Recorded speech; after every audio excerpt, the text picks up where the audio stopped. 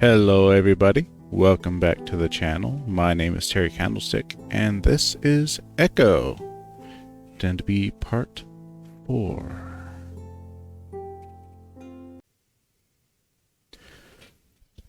Quietly I slip my jeans on and grab my jacket before heading out the door. Toby builds a small sandcastle next to the lake, in the process of digging a moat around it. Jenna drops a few twigs next to it before running off to find more decorations. Flynn is talking to Sydney, pointing at Toby's sandcastle. Sydney looks hesitant, but excited. He seems to make up his mind, suddenly running forward and kicking the top off the tallest castle. It breaks easily, with most of it flying into Toby's face.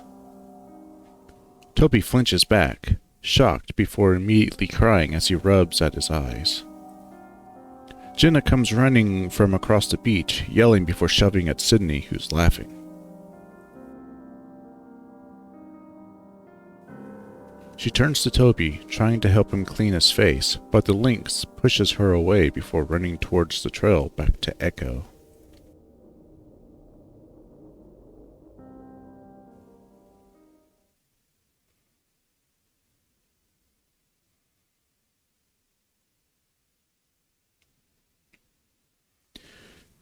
Yeehaw River feeds Emma Lake from the north. It's a farther drive than the lake itself, but it does have a few nice clearings along its edge. One of them has a few benches and a rusted-to-hell public grill that I'm sure no one has used in decades. This is the place that we go. As we're unloading Leo's van, I decide to get the B-roll of the lake right away.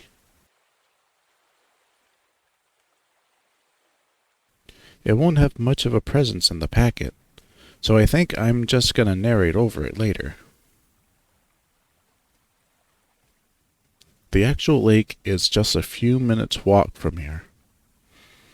It's a bit difficult navigating around the sagebrush, and I know I'm gonna have to check for ticks later. By the time I reach the lake, my friends are pretty far behind me, hidden behind a few bends and hills. I'm getting uncomfortable with the idea of me holding this camera while I navigate this terrain.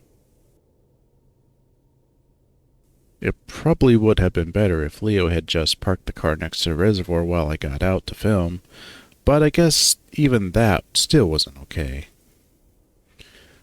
There's a large square of paved ground next to the parking lot now, several benches and a row of brand new grills. Several lamps have been erected around the area too. Leo was right about the town trying to turn the reservoir into a recreational spot. I can actually see a few boats skimming through the water, leaving long trails of white behind them. There's even what looks like a feline of some sort fishing in the shallows. It would explain why the motel is still in business. Lake Emma is fairly small, only about 12 miles long and 5 wide. I look around before climbing to the top of a nearby hill and get my shots. Even with a few people there, it's still pretty quiet, aside from the train horns, and it's kind of eerie. I wrap up and start to quickly make my way back. It's hard to explain why I'm getting freaked out in broad daylight with people around. Either it's because of what happened all those years ago, or I'm just psyching myself out. I'm glad to hear my friends' voices again as I get closer. Then again, it sounds like they're fighting. Been acting like a dick all day. Be glad I came here at all. Apparently, it would have been better if you hadn't. Maybe I should just fucking leave then. It sounds a lot more serious than our usual squabbles, so I quicken my pace. They seem to quiet down a bit once they see me coming. TJ's off to the side, looking out over the river, occasionally throwing a rock into it. Carl is sitting in a lawn chair, one of the 6 that had been set out in a semicircle. He has his chin on a fist as he lazily stares at me. Jenna and Leo both stand next to each other, looking at Flynn, who's got his back turned, rummaging through the cooler.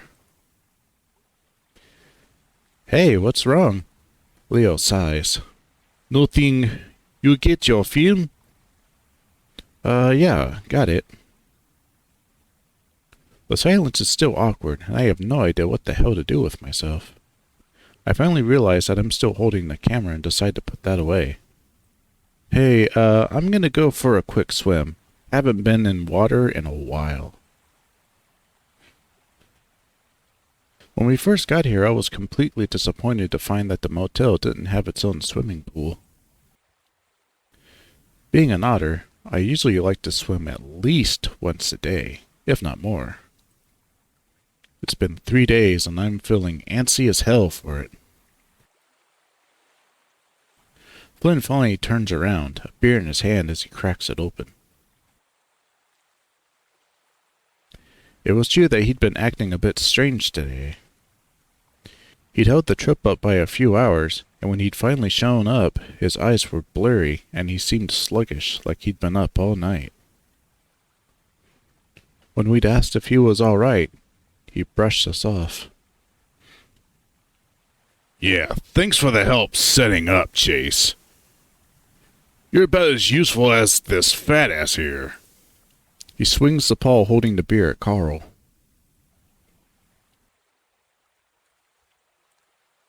Flynn.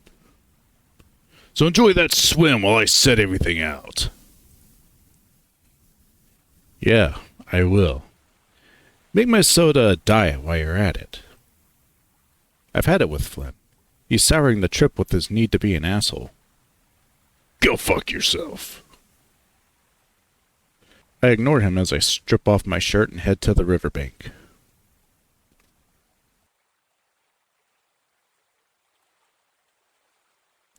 I pat TJ on the shoulder as I pass him before slipping into the water. We're currently in the middle of a drought that has lasted the past 3 years, so the water is low, only about 10 feet at its deepest. It's enough though, and God, it feels good. It's spring, so the water is pretty cold. I swim back and forth a few times before finally diving in.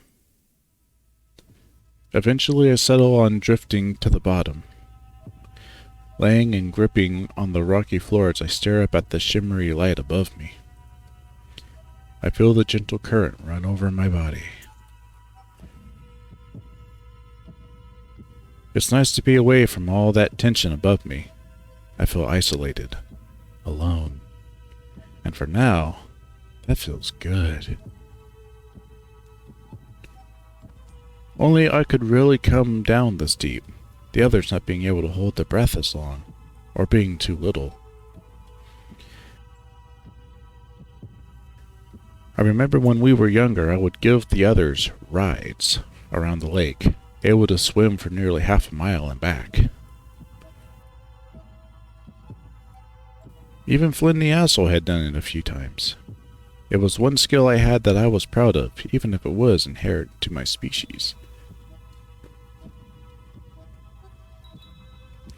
It still made me somehow useful, or at least different from everyone else, in a good way.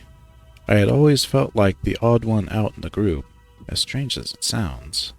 Where everyone else has a strong, distinct personality, I was just average? Sometimes I wonder if they were just friends with me because we all had to be when we were younger. This whole trip has kind of forced me to think back on all the memories I have of this place, and my friends. They were always doing the cool things, being different, while I just sort of blended into the background.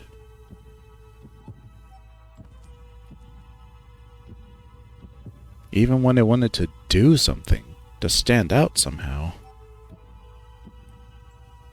That's what I'm trying to do here, I guess. It's been about 7 minutes, and I only know that because that's about as long as I can hold my breath. I decided I should go back up and help out, so I slowly let myself float back up towards the surface, trying to stay in the same spot. When I surface, it's pretty quiet. For a second, I wonder if everyone is just gone. Of course, that's ridiculous. As I come over to the embankment, everyone's there. Predictably, Flynn didn't get my food out, so I go to the cooler to grab my sandwich and soda before sitting in an empty chair next to Leo. Apparently, it was a good idea to bring lawn chairs, considering the tables looked like they were covered in a year's worth of bird shit. That was a swim. His tone is bitter and salty. He's not in his usual grumpy but good-natured mood. He's genuinely unhappy. What the hell was his deal? Amazing. I'm gonna have to come back here again sometime during the week. You lizard people don't understand. You hardly ever need water. It always scares the hell out of me when you're down there that long. I'm built for it. Remember when you'd give us rides? That was fun. Remember when you'd always scream like a girl when Chase would go out too far?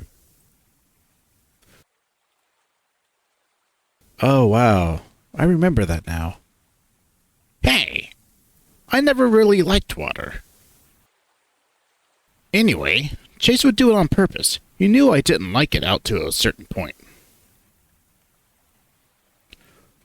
Carl looks at me.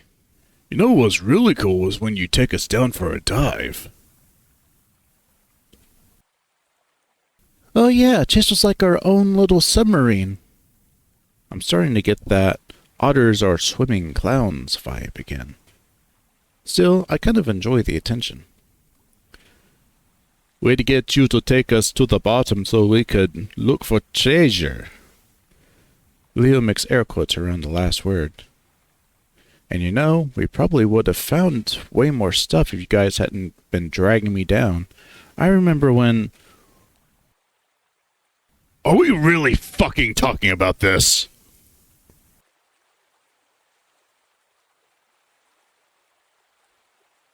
His voice is low and dangerous. There's a chill in the air because we all know what he means. I was actually feeling pretty good about it at this point, like we crossed a bridge, being able to talk about it for once. Apparently, we hadn't. Flynn. No, I'm serious. Do you think it's okay to fucking talk about this when the lake is just a quarter mile that way? You know what, Flynn? I think we should. Isn't that part of the reason why we're here? No!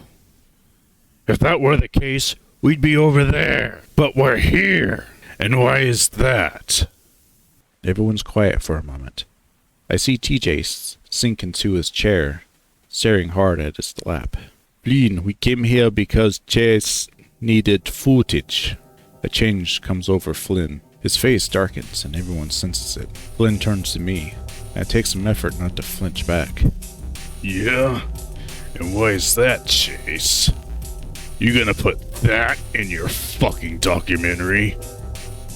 No! Lake Emmett is an important part of Echo's history. Just what? Flynn raises his brow ridge at me, and finally I just lower my eyes. This was a stupid fucking idea.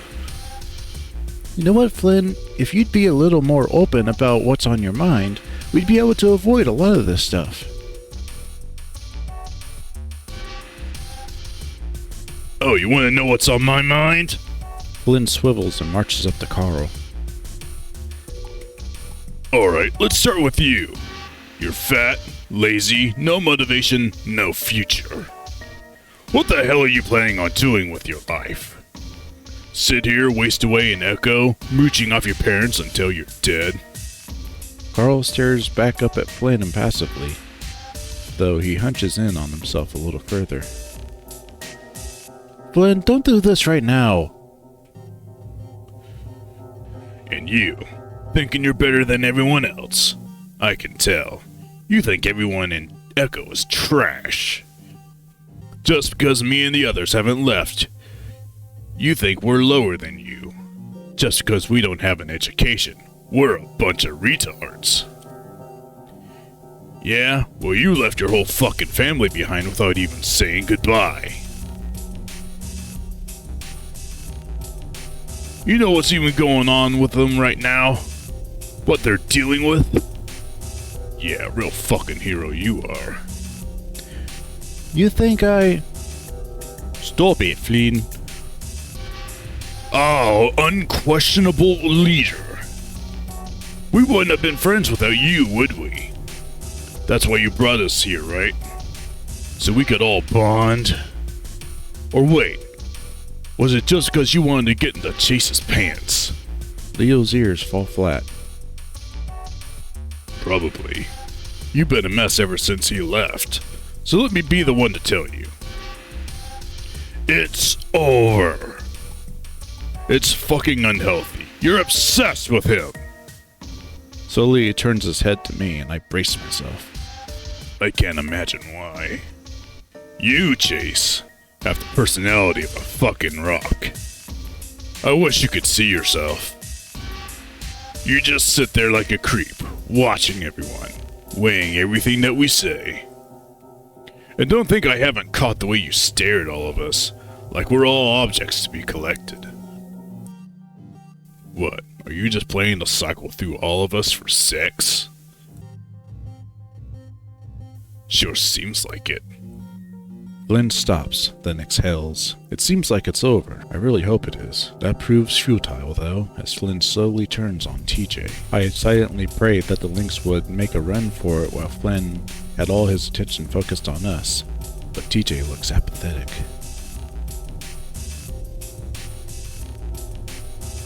Like a statue, like there's no soul in him.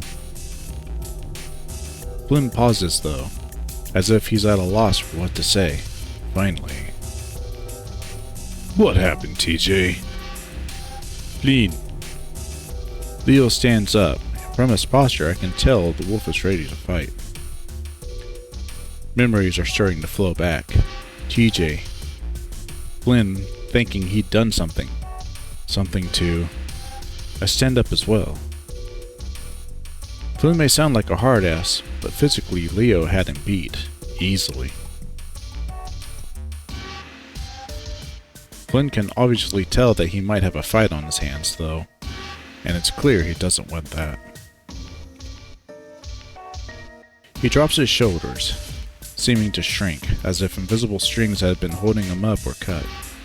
He turns to us, then gestures at TJ. I just want the truth. Can we just put a stop to this today, right now? I don't think you know how much of a nightmare this has been for me. Not really knowing. TJ. TJ stares up at Flynn, muzzle set grimly. What happened to Sydney? It's dead quiet. TJ stares at his lap, not moving. Come on, let's... Flynn holds up his hand towards me, still staring at TJ. Slowly, TJ looks up, his face still stoic, still made of stone. I already told you what happened. Bullshit! Flynn steps forward, but Leo's there to grab the back of Flynn's shirt and swing him around. I dodge out of the way as Flynn is flung back to land on his ass, kicking up a big cloud of dust. Shit! Flynn, I swear to God, if you start a fight here, I'll drop your stupid ass. Everyone except TJ is standing now, staring at Flynn. Flynn sits there, glaring up at Leo, obviously weighing his chances. He seems to come up short, though, as he spits to the side and stands up, brushing off his pants as he turns away. You're all okay not knowing? Fuck all of you. He turns back around, hands in his pockets, a bitter look on his face. This whole thing was stupid, Leo. We're not even friends anymore. Flynn scuffs the ground before turning and walking towards the trail that goes back to Echo. God damn it, Flynn! Fuck off! Flynn keeps walking, and it's pretty clear that he isn't coming back. I raise my paw and rub it over my eyes. What was he doing?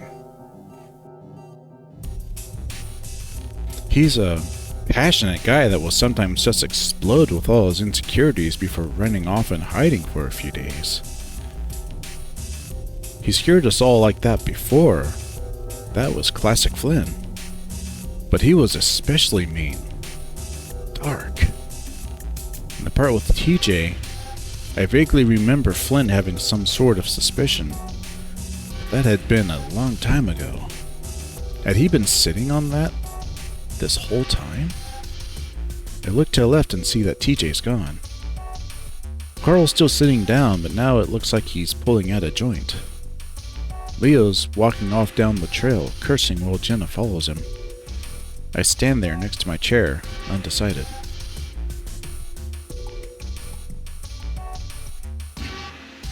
Sit with Carl.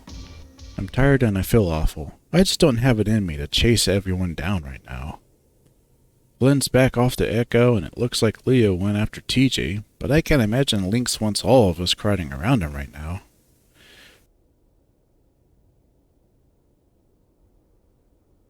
I sigh, rubbing my face before I sit down in the lawn chair next to Carl. He looks over at me, slowly lowering what's definitely a joint from his mouth. What? I don't mind. I make a go-on gesture with my paw. Carl shakes his head, though, pushing the disabled 2 back into his front pocket. Nah, I kinda feel like a dick when the other guy isn't into it.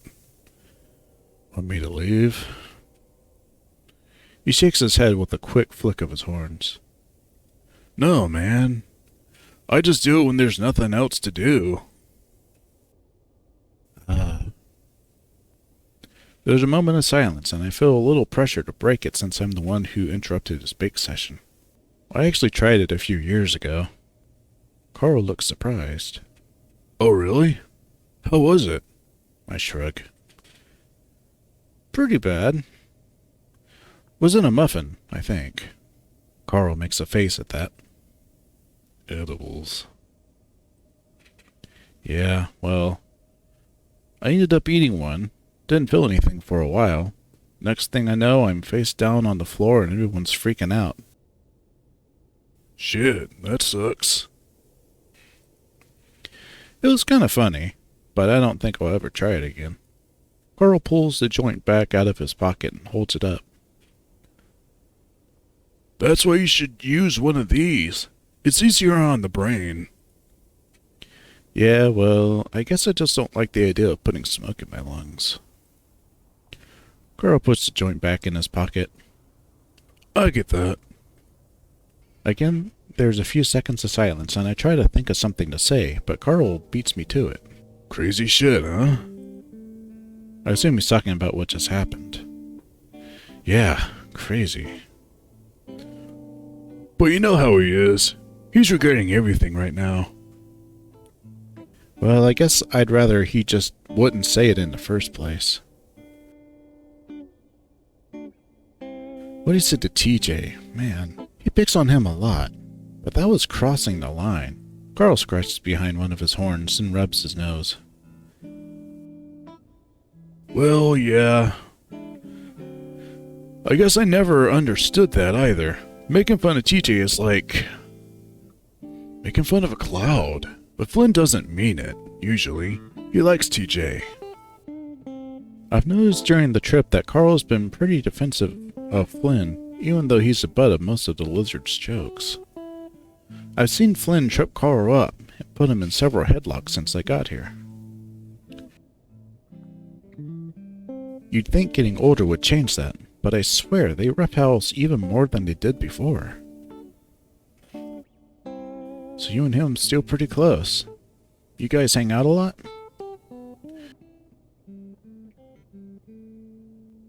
Yeah, a bit. Most because there isn't much else to do. He's got a friend in Peyton that he hangs out with sometimes too.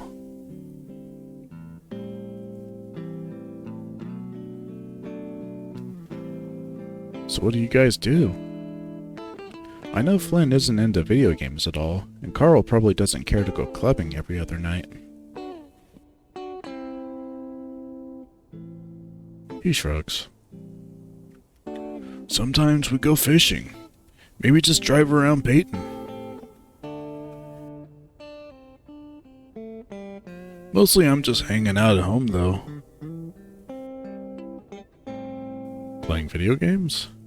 Playing video games, watching movies, cybering with a chatbot, the usual. I grin. That's sad. I would have cybered with you if I'd known you didn't have anyone. I don't know, man. That thing compiles all of the fetishes of the people that it's talked to. It's got my sexuality all kinds of fucked up. Oh yeah? Yeah, seems like no matter what I say to her, she's tied up in some warehouse, blindfolded with a few missing limbs. You underestimate my abilities. Oh, and a gender swap that comes out of nowhere halfway through. Well, while you're not sexing up a robot, you doing anything else? He chuckles. I can't exactly get around myself anymore.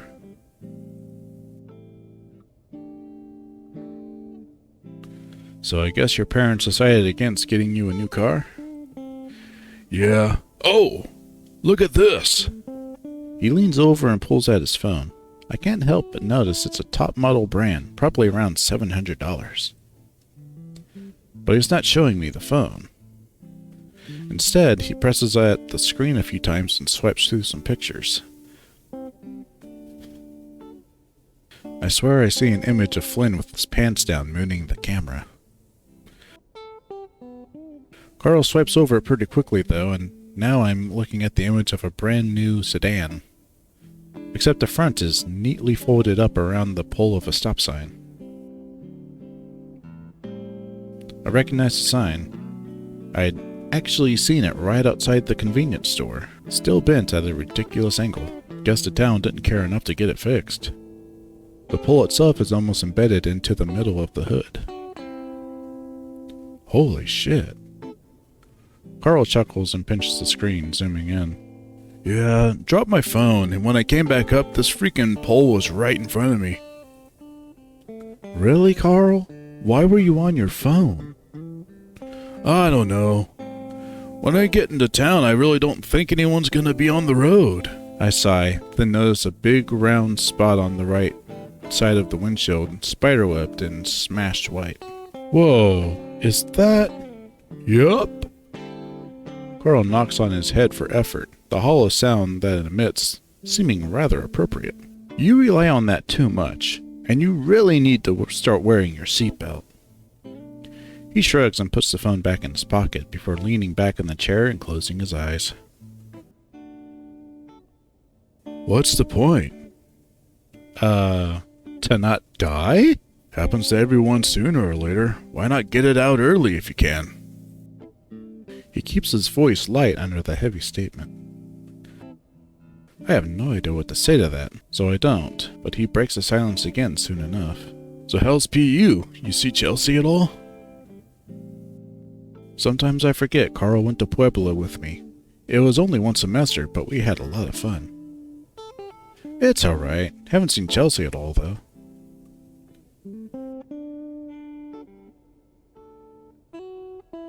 It's a big school. Anyway, what's that project thing you're doing?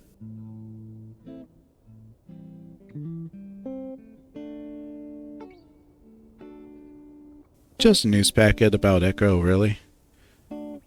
Kinda about how it's falling apart. Huh. I've told him this already, but Carl never remembers much.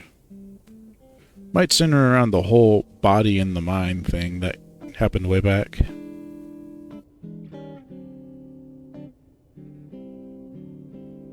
Carl opens his eyes and looks at me. So do you need, like, history stuff? Like old books and records and stuff? Yeah, if it relates. Carl sits up straighter and grins. Well, why didn't you say so? We've got a ton of stuff in the crawl space from way back when. Yeah? What kind of stuff? Carl sets a hoof against one of the rocks, circling the fire pit, and starts rocking his chair back.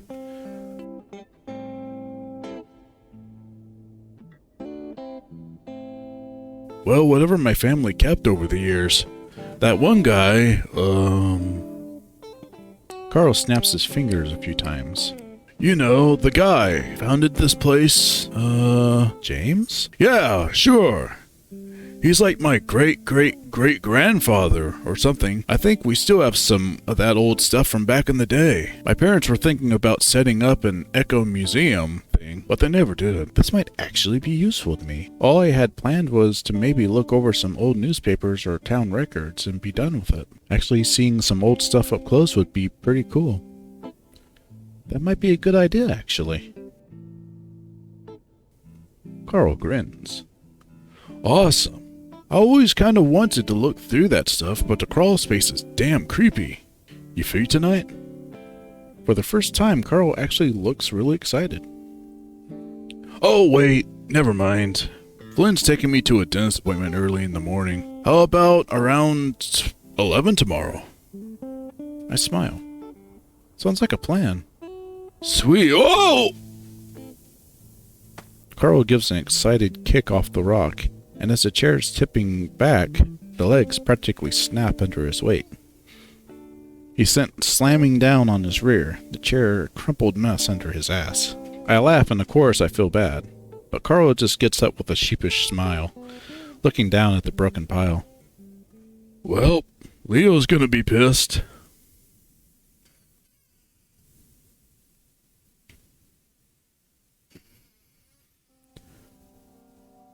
I'm driving down the road alongside the lake. Carl's sitting next to me. He's in the chair that he broke. I keep telling him to wear his seatbelt, but he won't. I turn down a road I don't remember. It goes straight down towards the lake. For some reason, I can't stop. I brace myself for the impact, but I hardly feel anything. We just glide into the lake. I start trying to take off the seatbelt, but it's stuck. I look over at Carl and he smiles before opening his door. Water rushes in and he starts to step out. Soon the water is over my head, and it doesn't matter that I'm an otter.